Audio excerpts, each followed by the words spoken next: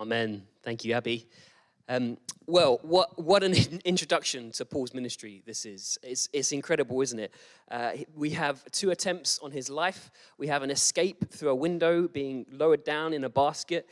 We have a radical story of forgiveness as well, as Paul meets the disciples in Jerusalem and having just been the one pursuing them actively, zealously to attempt to kill them. How powerful, how incredible is this story. And the wonderful thing as well about Saul, who becomes Paul and gets renamed a bit later on, he starts off how he means to carry on, doesn't he? As we carry on looking at his life, as we carry on through Acts, as we look at some of the letters he writes that form so much of the New Testament, he really does just carry on like this, speaking so zealously, speaking so passionately for Jesus, wanting to see people saved, knowing the freedom that comes and the salvation that is there, the forgiveness that is there on the cross, because he knows it so intimately, doesn't he? And what I wanted to do this morning, in this time now, is really just share and carry on a bit from where Roger left off last week in this series, in Saul's conversion. I want to just recap a little bit as well. And I want to recap some of the statements that Roger said about what it means to be a Christian. A Christian is ... And so I've got, I think there were 10 or 11. I've got 11 down here. And I'm going to go through them just because I want to carry on. There's some more that I see in this passage. And some of them overlap a little bit. Some of them I want to unpack a bit more. So here we go. I'm going to start off. This is what Roger was looking at last week in Saul's conversion in Acts chapter 9, verses 1 to 19. First thing he came up with was someone who has seen the light. You hear that often, don't you, when someone becomes a Christian? Someone who learns from the Lord, from Jesus. Someone who's seeking him, someone who's learning from him, learning to follow him. Someone who follows the way of Jesus. Someone who follows the way of Jesus, a way that is so different to the rest of the world, a way of sacrifice. Someone who is on a journey. That links to the way, someone who's on a journey. We are, aren't we, as believers? We're on a journey to be conformed to the image of Christ. Someone who calls on the name of the Lord. Someone you can see Jesus in. That's one of the greatest compliments you can pay a believer, isn't it? A Christian is, I can see Jesus in you. I knew you were a Christian. You know, you may never have even spoken to him before, but I knew you were a Christian. It's such a wonderful privilege to spot something of Jesus in somebody. And we should be seeing it in each other. Someone who belongs to the Lord. We belong to the Lord. We're his. He's bought us that we may be part of his family, be part of his body. Someone who is a prayer. Someone who isn't crooked, but is straight and pure of heart and gets that kind of crookedness beaten out of them gradually as we walk with him. Someone who has a family in the church and someone who has been baptized. Those are some of the points that Roger pulled up last week, and I recommend going and listening to them again if you haven't watched it or just want to have it fresh in your mind. Go and listen to it again. But there's some that I wanted to pick up on that I can see in this passage as Paul starts off his Christian faith as having been completely transformed with that miraculous encounter, and there's a radical transformation in his life. First one I want to just pull up is straight away he proclaims that Jesus is the Son of God. He does it numerous times in this passage that we looked at this morning. He proclaims that Jesus is the Son of God. A Christian is someone who proclaims that Jesus is the Son of God. Jesus is the Christ, the Messiah. We see Paul immediately going and debating with authority in Damascus. And it says, proving that this is Jesus the Christ. Suddenly everything came alive to him, didn't it? All of his huge knowledge of the law, all that he'd been taught from the Torah, all of his teaching, it's suddenly come alive in that encounter as he meets Jesus, the living God. And it's transformed and the Spirit comes alive in him. And all of his knowledge, he suddenly goes, yes, I understand now. All of that Old Testament, all of that law, all of that has come alive. It's made real. This is the Messiah. This is the Christ. This is the one we've been waiting for. And so I love the fact in the NASB it says proving, because he's proving it. It's logical. Don't let anyone ever tell you that Christianity is not logical. It is. It is.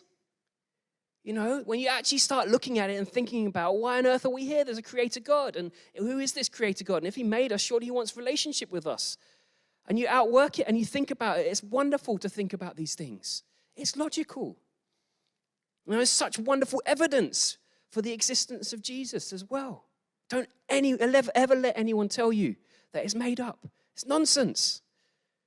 No one can dispute the fact that Jesus existed. A character in history called Jesus existed, and you have to decide who he was. The next point, so point 1, someone who proclaims that Jesus is the Son of God. Number 2, someone whose life is radically transformed. I mean, unbelievably radically in the case of Paul. But actually, as we become a Christian, there should be change. There should be repentance. Repentance means to turn and go the other way. There should be a radical change. There should be some things in our life that actually we're going this way, and we turn around and we go Jesus' way, coming back to the way, following Jesus. There should be a transformation in our lives as we become a Christian. Sometimes it takes a bit of working out as well. Sometimes it's miraculous and spontaneous. Sometimes we gradually build on it and work throughout our lives, don't we? As I said at the beginning, we're on this journey of being conformed to the image of Christ. We're working this out throughout our lives. Number 3, someone who is increasing in their authority and understanding and faith. We hope, and it should be the case, that we have more authority, more knowledge of who Jesus is, more faith in who he is, and more understanding who he is, better understanding of the word as we go on through our lives. Sometimes that's not always the case, and I'm going to pick that up a bit later on. For whatever reason, things may get in the way. Sometimes, actually, there's the great power and zealousness that you see in the fact that actually you've just been saved, as in this case with Paul. And the amazing thing about Paul, as I said, is he carries it on. He really does. But that should be something we are pursuing. Authority, understanding, and faith. It should be growing in our hearts, growing in our lives. Is it? It's something I've been asking myself. I felt challenged, I can't remember, probably about 3 or 4 months ago. I was thinking about, my own life and some of the fruit of the Spirit. And I was thinking, actually, I don't feel like I'm a more patient man today than I was 4 years ago. And some of the Lee Greeners who are listening will remember me talking about that. Just honestly, I feel like I'm less patient than I was a few years ago. And that's not okay. The fruit of the Spirit is something that should be coming out more and more in our life. Patience should be increasingly becoming more patient, not going the other way. And that's not okay. And I'm thinking about that. I'm thinking, Lord, I need to change. I need to see your Spirit in my life moving more. And we want to be growing in the fruit of the Spirit, growing in our authority, understanding, and faith. Number 4, someone who challenges beliefs and provokes a response. And that really does mean being a Christian. Being a Christian is someone who will challenge worldviews because it is a completely different worldview. Completely different worldview. That the creator of the universe, the powerful God, would die on a cross sacrificially, laying himself down, the lamb crucified for us. That is the complete opposite of the way the world works. And some people love it. Some people are inspired by it. Some people think that's incredible. That's so countercultural. Some people are attracted to it. And actually it's part of what makes them drawn to the church. They start belonging and being part of the church because they're attracted to it. And then eventually they start believing. You can see that journey in people's hearts. Others, it offends them because it challenges their own perspective. Challenges their own authority and power and worldview.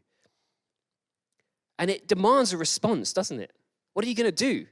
When a Christian life, this countercultural, radical, self-sacrificing, upside-down kingdom way of life, you come into contact with that as someone, just on the streets, you come into contact with a Christian. What happens? Does it provoke something? We do church on the street. Haven't done it for a long time now, sadly, because of all that's going on. But church on the street, that you provoke something in some people.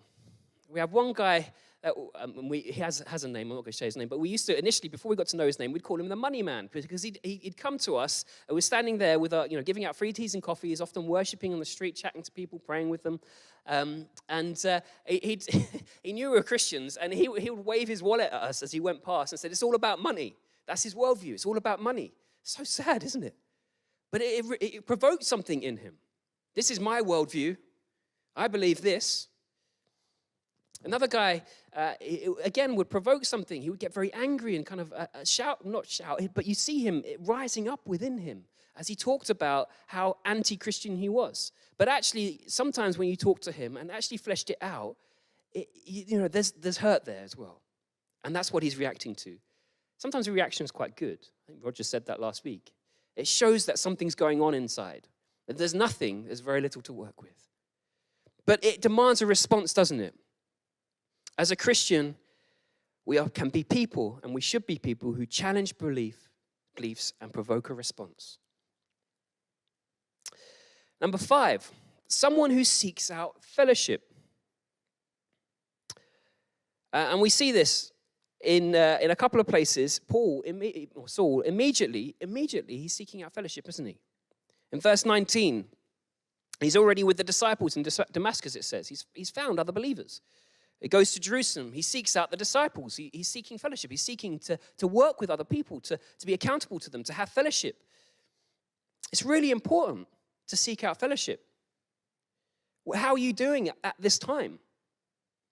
Have you got sick of Zoom and are just now watching YouTube? Maybe you've even gone beyond that, but if you have, you won't be watching this, and that's really sad because fellowship is so important. But maybe you've got sick of the kind of Zoom meetings at Lee Green. We've been trying to have our house group times together and also all together times as well in the kind of Zoom meeting style where you can see all the other faces, and it's wonderful. I love that. It's in this time. It's not the same as being gathered together, but it is a sense of fellowship. And how are you doing? Have you disconnected from those times? Have you just decided, no? I'd encourage you to join in. We're part of a body. We're part of shared life together. And yes, it's not the same. I appreciate that. Yes, it can be difficult. But you do get a sense of fellowship. You do see other people's homes. That's amazing, isn't it? To be able to, the fact that during this time, we've seen people's bedrooms, we've seen people their living rooms, their lofts, we've seen their gardens, we've seen more of their homes sometimes than we would even have if we'd gone round to their house. There's a sense of fellowship. There's a sense of shared life there. It's very different, and it's not the way we want it to be, and it's not the way it should be, but actually it is something. And I want to encourage you in that. And there's the image that so often I remember being shared as a teenager growing up in church life about, the fire blazing. And, if it's a blazing fire and the coals are there and they're glowing hot, and you have that sense of all the coals there together are lit and it's burning really hot and they're glowing red. And then you take a coal out and you put it to one side. And I did this, I tested this idea of you separate one of those coals, one of those members of the body, one of those members of the shared life, and you take it out and it might be bright red, so hot. You take it out with tongs and you put it. And I remember doing this in my grandparents' house in the Yorkshire Dales, and they used to live there, and they had an open fire. It was wonderful. I missed those days. And I remember doing it one time. I thought, people keep saying this. I want to just test it. And I took the tongs and I took this coal out, glowing bright red, and I put it down on the concrete. And within minutes, it grew darker and darker, and then black or gray or whatever it was. And the heat went out. That burning brightly had gone. And it's such a powerful image for shared life together. We need that. We need shared life. We need fellowship. We're designed that way. I'm really sorry, but you have to have fellowship. We're relational beings. We're relating to God. We're relating to one another. We're part of body life because we have different gifts, different attributes.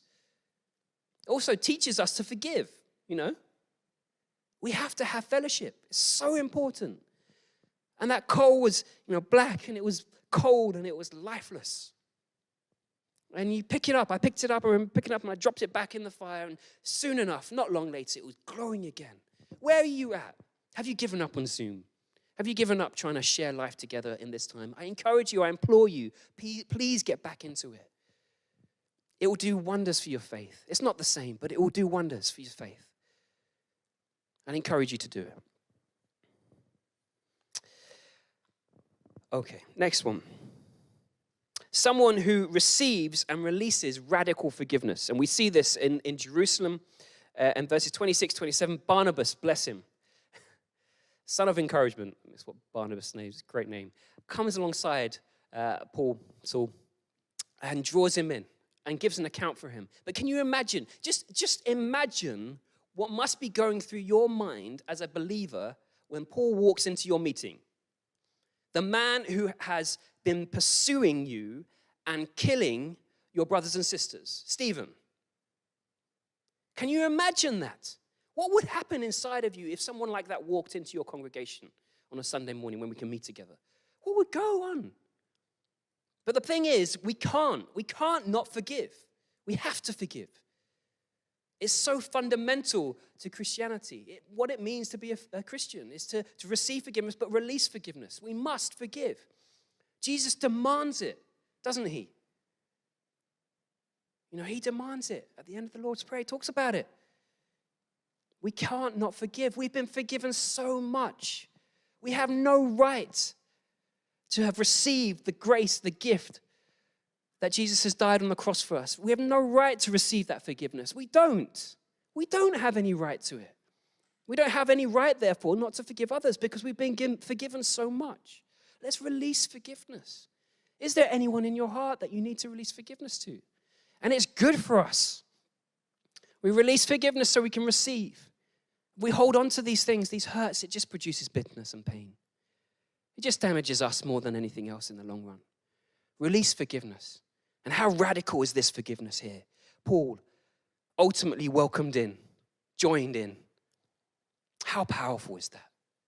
How powerful is that? Radical forgiveness. This murderer killing my brothers and sisters, ultimately welcomed in and becomes a partner. Someone who works to see the gospel go out. It's so powerful. It's powerful for us. It's powerful in our own lives. It's powerful as a body. And it sends an incredibly powerful message to the world around us as well, doesn't it? To release forgiveness. Someone who is part of a caring church family. That's what it means to be a Christian as well.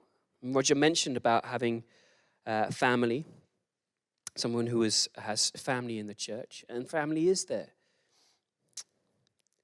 You see that at the end. I mean, you could read it.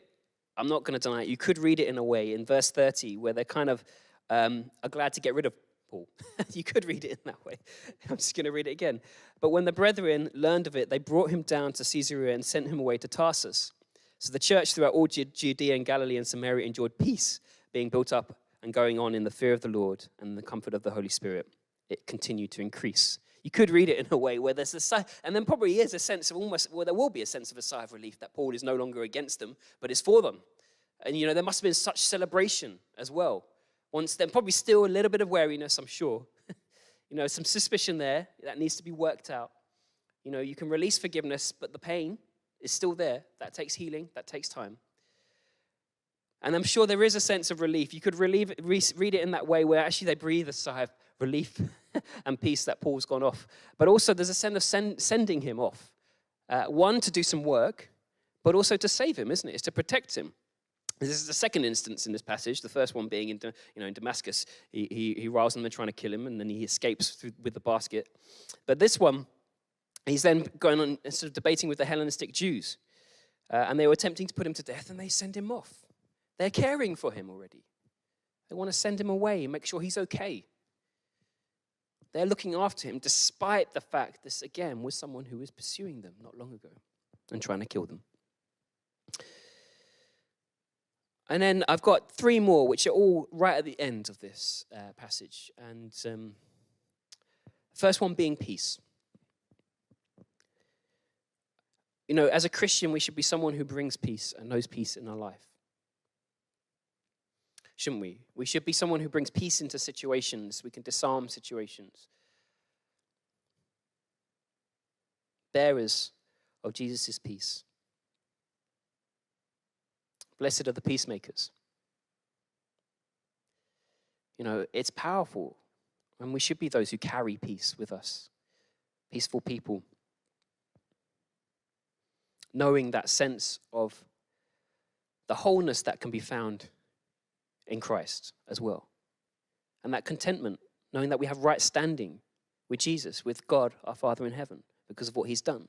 That brings peace inside of us as well. We should take peace wherever we go. We should know peace in our hearts.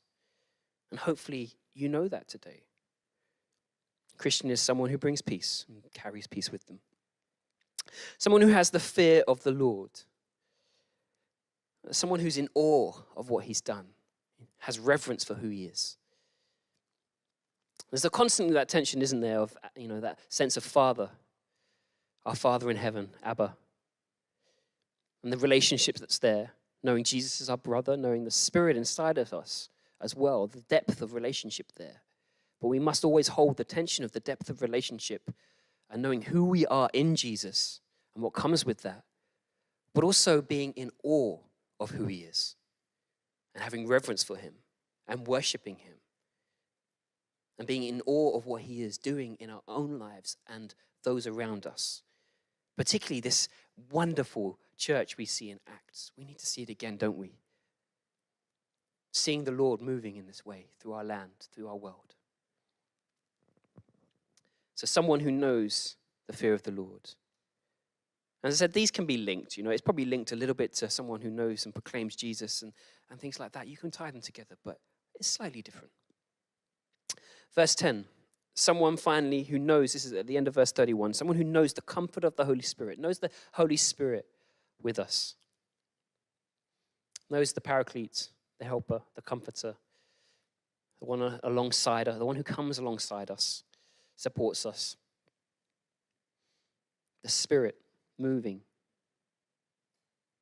Do you need a bit of comfort at this time? So many of us do. We need the Spirit with us. Let's welcome him in. Because we need to be, as Christians, people who know the Spirit with us and the comfort of the Spirit with us and the helper with us, strengthening us, empowering us as well. Those are my 10 points. Just got a few kind of concluding thoughts, really.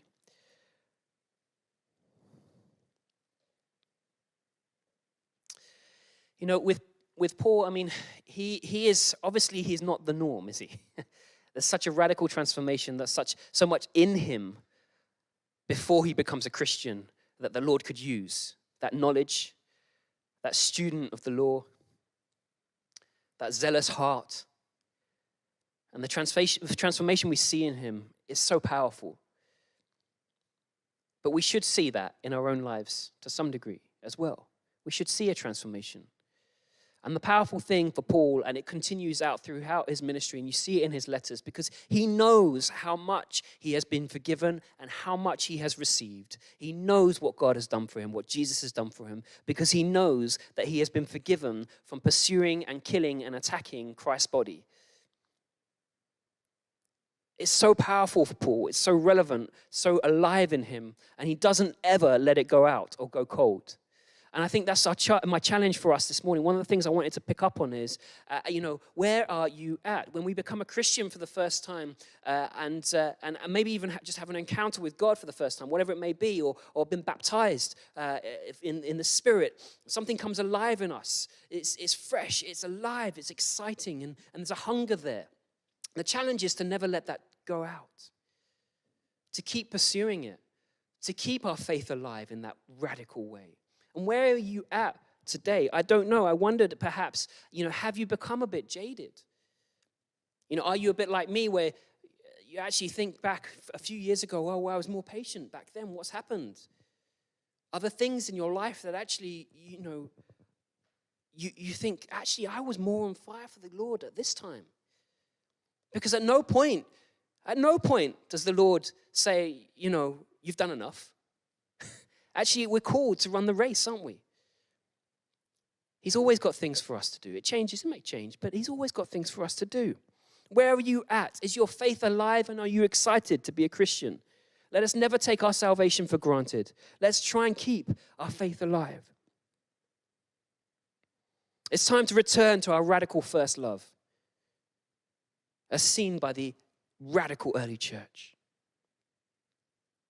Are you one of those people? Perhaps some of us have never even experienced these things before from the two lists. And we want to see that in our hearts. We want to see these things in our life. To be whatever it may be, someone who belongs and knows a sense of belonging. Someone who really has the family of God in us and knows that family life. Someone who actually wants to challenge and provoke other worldviews. Someone who just needs a bit more fellowship. Someone who needs that radical forgiveness, whatever it may be. Maybe you haven't experienced this yet. And you want to experience it afresh. We can, and you can. By his power and his Spirit. It's possible. And I'm just going to read a song. I just want to read a very short song from Keith Green. There were about three, as I was preparing this, about three Keith Green songs that came to mind. And I'm just going to read one of them. It's so powerful. I was joking with Abby before this morning about the fact that actually I feel like in the songs, my eyes are dry, rushing wind blow through this temple, and asleep in the light. There's such challenge in there and such radical church life in there. And there's a lot of power in those messages. And go and check out those songs if you haven't ever heard them before. But I want to just read My Eyes Are Dry. Because perhaps some of us are in this position today. And we need a bit of softening and a bit of his Spirit to come in. And then I'll hand back to Abby. My eyes are dry. My faith is old. My heart is hard. My prayers are cold. And I know how I ought to be, alive to you and dead to me. But what can be done for an old heart like mine? Soften it up with oil and wine. The oil is you, your Spirit of love. Please wash me anew with the wine of your blood. Thank you.